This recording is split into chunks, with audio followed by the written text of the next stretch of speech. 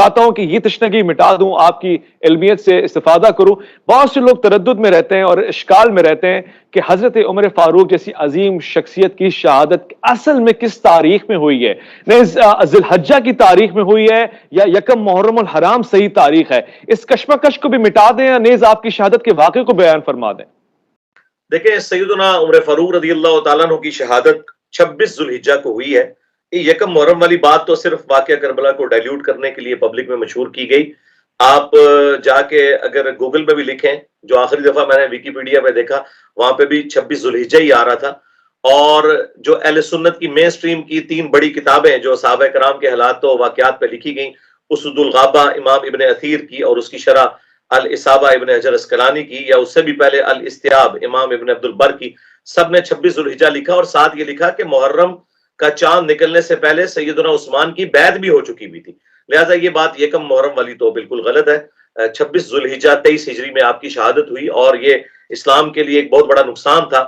میں یہ سمجھتا ہوں کہ پہلا فتنہ جو اسلام کی پیٹھ میں چھرا گھونپا گیا وہ سیدنا عمر کی شہادت تھی، اور آخری جو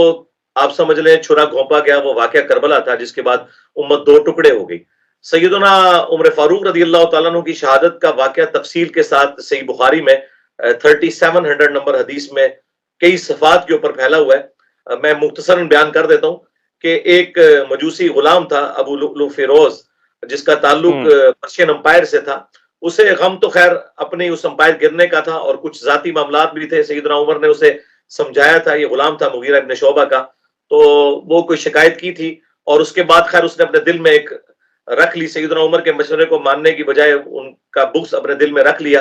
اور فجر کی نماز جب سیدنا عمر پڑھا رہے تھے سورۃ الفاتحہ شروع کی تو اس نے چھپ کر جو ممبر کے پیچھے بیٹھا تھا وار کیا اور آپ کو کاری زخم لگائے زہر آلود خنجر کے ذریعے۔ عبد الرحمن بن عوف نے آگے بڑھ کر مختصر نماز پڑھائی اور کچھ اصحاب اس کے پیچھے ہو لیے، اور اس نے راستے میں بھی 7 لوگوں کو زخمی کیا جو شہید ہو گئے، اور بالآخر اس نے جب دیکھا کہ وہ پکڑا گیا، کیونکہ بعض اصحاب نے اس کے اوپر چادر ڈال دی تھی، تو اس نے خودکشی کر لی۔ اور سیدنا عمر کو جب بتایا گیا تو انہوں نے کہا کہ اللہ کا شکر ہے کہ میرے قتل کی وجہ سے کوئی مسلمان جہنم میں نہیں جائے گا، ایک مجوسی نے مجھے قتل کیا۔ آپ کا معدہ کٹ گیا، کچھ دن تک آپ زندہ رہے، لیکن جو کچھ آپ کھاتے تھے معدے کے رستے نکل جاتا تھا، اور جب آپ کو یقین ہو گیا کہ اب آپ نہیں بچیں گے تو آپ نے کہا کہ میں اگر اس زخم میں مر جاؤں تو 6 لوگوں میں سے کسی کو اپنا خلیفہ چن لینا، علی، عثمان، طلحہ، زبیر، عبد الرحمن بن عوف اور سعد بن ابی وقاص، اور کہا کہ میرے بیٹے عبداللہ ابن عمر کو مشورے میں رکھنا، یہ دل جوئی کے لیے فرمایا، لیکن اسے خلیفہ نہ چننا۔ اور سعید ابن زید وہ بھی اشرا مبشرہ میں سے تھے، لیکن آپ کے بہنوئی تھے، ان کو آپ نے اس میں شامل نہیں کیا، اور کہا کہ یہ وہ 6 لوگ ہیں جن سے رسول اللہ اپنی وفات تک راضی رہے، ان میں سے کسی کو خلیفہ چن لینا۔ اور پھر بڑی لمبی نصیحتیں کی، آپ نے ذمی جو کافر تھے جو آپ کی حکومت میں رہ رہے ان کے لیے وصیتیں کی، اور بادیہ نشین جو عرب کے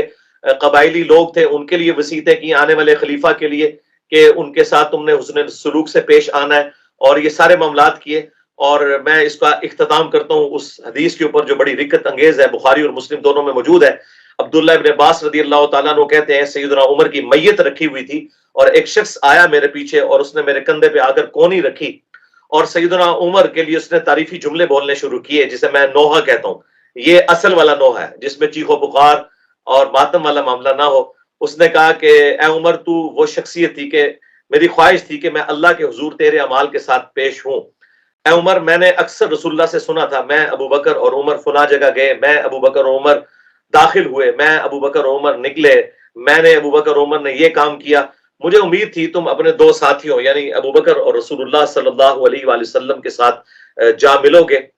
تو وہ ابن عباس کہتے ہیں جب میں نے یوں مڑ کے دیکھا تو وہ سیدنا علی ابن ابی طالب تھے، جو اتنے تعریفی کلمات سیدنا عمر کی میت کے اوپر پڑھ رہے تھے۔ اور آپ دیکھیں کہ سیدنا عمر فاروق رضی اللہ تعالیٰ عنہ کی زندگی کا جو ایک اور بڑا پہلو وہ آپ کا زہد تھا۔ بخاری مسلم میں الفاظ ہیں، جب لوگوں نے آ کے ان کی تعریف کرنی شروع کی، جب لوگوں کو یقین ہو گیا کہ اب آپ نہیں بچیں گے تو عیادت کے لیے آتے تھے، تو وہ کہتے تھے کہ میری تو خواہش ہے کہ میری نیکیاں اور میرے گناہ برابر ہو جائیں، مجھے اللہ برابر چھوڑ دے تو یہ بھی میرے لیے بہت بڑی کامیابی ہے۔ یہ بخاری مسلم کے الفاظ ہیں۔ اور پھر لوگوں نے کہا آپ اپنا خلیفہ کسی کو نامزد کریں، تو بخاری مسلم کے الفاظ ہیں، انہوں نے کہا کہ اگر میں خلیفہ نامزد کرتا ہوں تو میں ابو بکر کے طریقے پہ چلتا ہوں، اور اگر میں نہیں کرتا تو میں رسول اللہ کے طریقے پہ چلتا ہوں۔ تو عبداللہ بن عمر کو جب یہ بات بتائی گئی تو انہوں نے کہا کہ مجھے یقین ہے کہ میرا باپ اب رسول اللہ کے طریقے پہ چلیں گے، اور وہ یہ بار اپنے اوپر نہیں اٹھائیں گے، اور واقعی انہوں نے 6 رکنی کمیٹی بنائی اور اس میں سے سیدنا عثمان کو چنا گیا، اور بعد میں سیدنا عثمان کے بعد الٹیمیٹلی سیدنا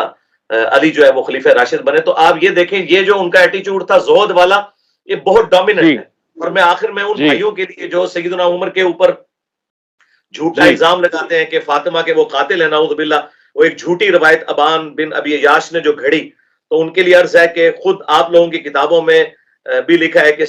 سیدہ ام کلثوم جو سیدنا علی کی بیٹی تھی وہ سیدنا عمر کے عقد میں تھی، اور یہ رشتہ انہوں نے مانگا اس لیے تھا تاکہ قیامت والے دن اہل البیت کے ساتھ میرا رشتہ جڑ جائے۔ بڑی محبت کیا کرتے تھے، پروٹوکول دیا کرتے تھے حسنین کریمین کو، سیدنا عمر فاروق رضی اللہ تعالیٰ عنہ، اور انہوں نے اپنی اولاد میں کچھ بھی ٹرانسفر نہیں کیا، کوئی لیگیسی اس طرح کی نہیں چھوڑی، چٹائی پہ بیٹھتے تھے، اس سسٹم کے بینیفیشری نہیں ہوئے۔ لہذا بنو امیہ نے جو کچھ کیا اس کا وبال سیدنا عمر کے اوپر نہیں ہے۔ بالکل